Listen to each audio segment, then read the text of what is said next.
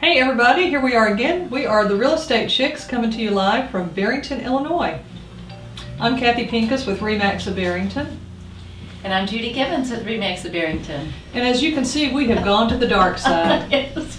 We're just thinking for the new year, we're kind of thinking like Doris Day with the Vaseline lens. Yes. And we're just going to look fabulous and a little less lighting. A little less lighting. A little, technology being what it is. Sometimes everything works and sometimes it doesn't.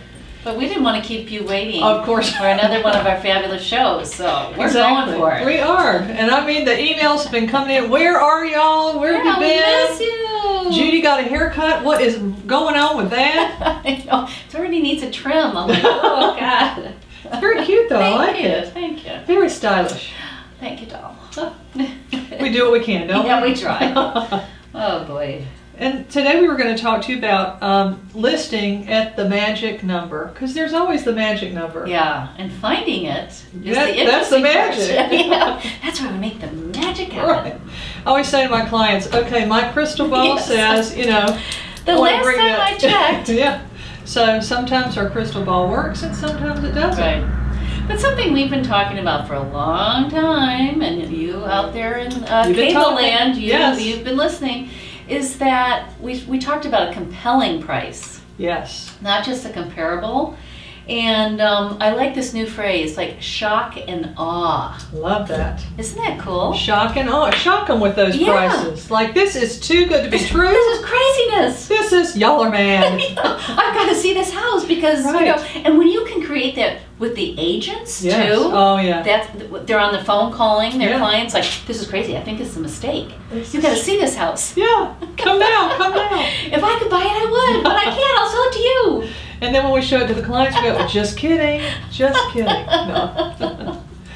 But it is, if in this market where you do have to sort of stir up the pot a bit, just to go in with your basic list price, it's just crazy. Or to sit there and say, let's go for the top range and we'll sit and wait a while and we see what happens. Wrong. It was a bad strategy a couple months ago. It's even worse. It's worse now. It is worse now because there is pent-up demand of people that have been thinking about selling their house. They're on the fence. They're on the fence, and they've got picket marks on their backside. They need a lot of stitching on the jeans. Have got a permanent mark. Stab marks. Oh gosh. So get your people off the fence, but when you list a house, try to go for that shocker value that really says we want to get it sold now. And then maybe you might get multiple offers, like back in the day. Yeah. Well, now I'm getting multiple rental offers. How many oh my gosh. I have been, this is my third time. We love renters. We do, we love renters.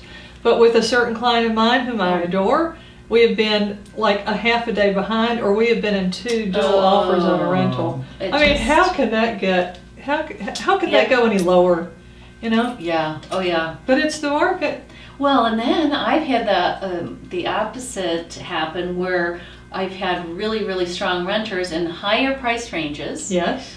Where the leaseor, which is the owner of the property, won't budge on the price, or then puts new conditions on it, or says, the snow plowing for the private drive that leads up to the driveway, that's going to be another $2,000 for you to pay, and it's not disclosed. Yeah, that's not and they're really seriously thinking that they should be able to pay their mortgage from the rent. Yeah. Collected. It doesn't happen that way, It doesn't work that way. No. It's bonus if it does work that way, but it just usually doesn't. No, you're going to be a little, lacking for that payment, but at least you've got cash flow. You've got cash flow and you've got the write-off. Right. When you're the lessor, you can write it off. Right. So, because you still have the mortgage. So I don't understand that. No. Yeah. Don't make it difficult on yourself, people. Life is tough enough. Don't make it in the rental market. I mean, come on, people. And another thing about the rental market, the MLS fees. I'm like, my you know what? I am going to bring that up. I'm on the board like you used to be. Yes. I am going to bring that up because I was talking to an agent the other day, and she usually works as a buyer's agent, and so of course, like the rest of us, doing a lot more rentals. And the fees just keep going, like up to $250. But I do have to tell you a little story on myself. I did have a short sale, which of course is very hard work as a listing agent. Yes, very. And we really can't talk about what the fees are in Right. commission, but I positioned ourselves to be able to negotiate with the bank. Mm-hmm. And the agent actually got mad at me for not sharing 50-50 the commission. Guess what? Sorry. Your house, your rules. Yes, you know? exactly. That's how it works. Exactly. Yeah. But I did with because you had yours posted on the sheet, what so I'm that gonna was pay that. you, that's that. That's all. And yeah. that's all she wrote. You know what? Be kind to your fellow Yes. agents out there. I mean, try, yeah. I tell you what, I'm surprised I don't have like scratch marks or bleeding and squirting from my body or something, because I have been beaten up and chewed up by some of these people. I'm like, everyone's a little moody. They are. Yeah.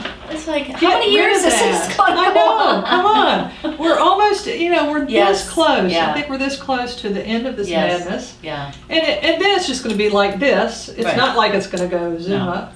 So, be kind to your fellow man, to your fellow agent. I mean, really. And if you're a seller, be kind to the new buyer. Don't be, or the same way vice versa. Yes. Everybody just get along, please. Let's go in peace and harmony. Yes.